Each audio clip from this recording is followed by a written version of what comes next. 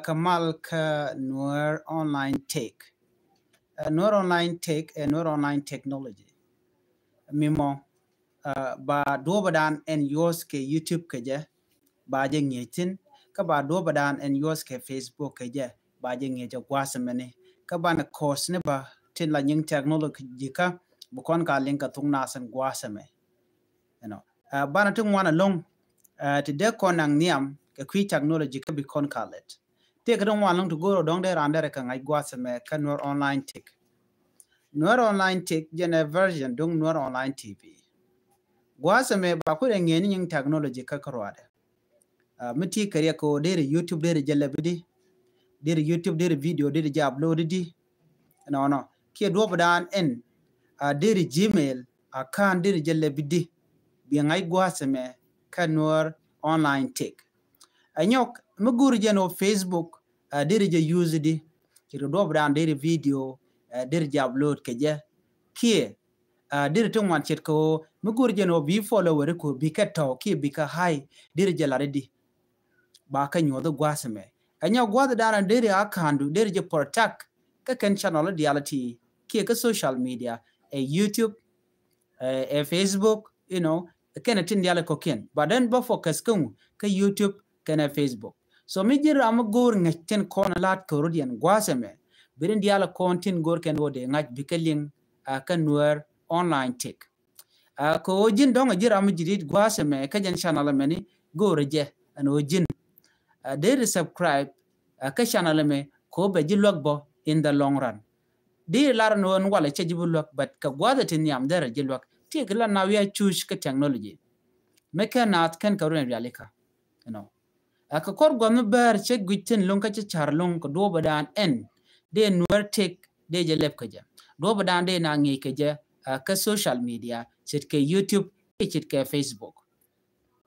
ko de kon de kon lat ko de kon kula ngach go aka do dan let ken ke je especially mika gadi tiene dongor ken de ken tan dan let ke YouTube de ken ngai ke je ki Facebook especially these two social media platform go ke long ka education kan do dan de technology de ngai ke je gwasame kan Noor Online Tech man balatin ngini technology ka karwade do ba deri computer deri jangai keje ba basics knowledge tin kono gorke erami mo no go dere computer deri jangai be ka lingwa da mene ka bana kalat ka tungna cha ka bulat ka tuk English ke tuk dodian ba purely in Noor language je do dan bu kono lat keje ene mi gidimo mo ngongo mo ka YouTube ka deri ngach bi gorgwas mene o bi comment ko ba nungi Noor Online Tech any recommendation be nguno ko do badan dong de do de ngai keje gor je or brand ba je comment gwasamo na ga je longo jindir je nyani ko ken ne ti dong ko manan le rode ko technology tam chelle chet karun te kon ci kon ben karun te ko ken mo gor kono kon dial de kon do badan en let ke technology de kon ngai na ga je longo de ye nyot tangwa no gwasame ti dong de lanike ko ngode na me ajen video nyam men gore longo dong de kon writing kan wakatin yalin ko kena content bu kon karo lat gwasme men yam gwasme men ba focus tin long man dong li na ngaj do badan en lab ke Noor Online Tech ojen changa den wo ka YouTube ke ka Facebook je ka yo je ka keten ba do badan de ran yo der ka kule je ka je kwe ka je do badan dong de ro du kule chak YouTube kwe ka je ke do badan de ne to ko ken de ga jako bi ken support ka social media kwikeje sometimes ne to wanti ken kare grach ne to wanti ken kare ko dong de ran mi di dong de chak pan mi cha inyo do badan de jal kaje do de won yam kaje la re reality gender grow de won yam de to go long de kalat na ga jelong no jin bi Noor Online Tech bi je support ko ne me ajen men yam en bi jing ni ke de jalan kon dong de ngach no ne me dera gwalong ko de kon madan lero de kon ngach kwi do badan de kon peace keje ka social media especially YouTube menyam YouTube charge use ba YouTube te ngaiten take a policy mi yosketen mi jira ma dong ram payben ano de YouTube de je ngaji di so menyam gor no bi ngajene First thing, become take Gmail. Gmail be conlep. Gmail account mi shilep go rejen o jin. Be mobile number be jogur. Ko jen bileba. Ko mi shilep kenyam. Baji kule jangu baji kule jang number. Chi YouTube chije dele bang. Atele Gmail. Gmail be conlep. After Gmail, then bukule GN buku YouTube.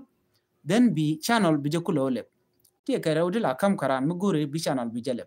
YouTube cheje kam channel an yamandan and be rar kaji. Muku jarebi yoke channel koken. Then biga chulel biga chunyo komile bika. But I will suggest no moiro do ke main channel kel be used. A cheng budu koken buka lawalat. So many am gor ke lungo jen budop down dere grow kaja. Dere repeat kaja. Ke YouTube gorjen o dere ngai gwas mani.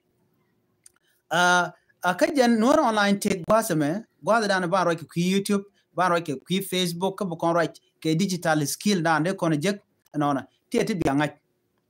gorjen wo bi dor be chak ko bi kula grow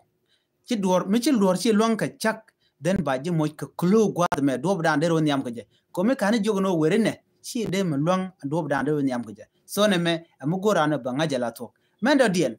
jin bi dil ngajeno end the video de ji edit ko te ka some tool share alika dir video de edit ba kan ye jong gwaseme kan nuar online tech man da dien gwa non borana ngaj jin a content metedi de noko na ba jin ye ba ka do badana dong de ngai keje so ti dial ban lat gwaseme bana right ka queen motivation technology kana ta dan dong de do de lep keje dena wona ko niche indian de chakono niche project dane blat tanat kwa kemandan de kanalat so ngai kona to kon lack of understanding ku technology ka mugora kon dial de kon te ka liangwas mene no technology cha cha ku dan dial ajen mo kon ke ai entama mala all the tin kon go all the datas tin gor kon la ka mala bring out ba kam kon ben nyod kon do da la ngala galat ke jenen gono di do dan di video di edit ke dere je nyode gono jinbo dire door dire lep derje nyodo so ne me le roda ndong de kon dial te kan tin so ko kujamo mi jira mi jidid gwasa me kashi jigan tama kashi ben ka jan gwada tatene na ga je longo jin dire nyoga ne ko kien ko bi video rodi na dana be man dong de rodo banka je dire YouTube dire lep ka je ki dire Facebook dire lep ka je den bi je gwasa me ne na ga je longo no de kon jal kel de kon grow kel a de kon ne kon no rikon many dial ko kende ko no nyodwe dan le technology ajen jo dan gore de nywa ye kel na mene nywa ga ne ko ken ani biata kamal tuja paru jiro jin bi nywa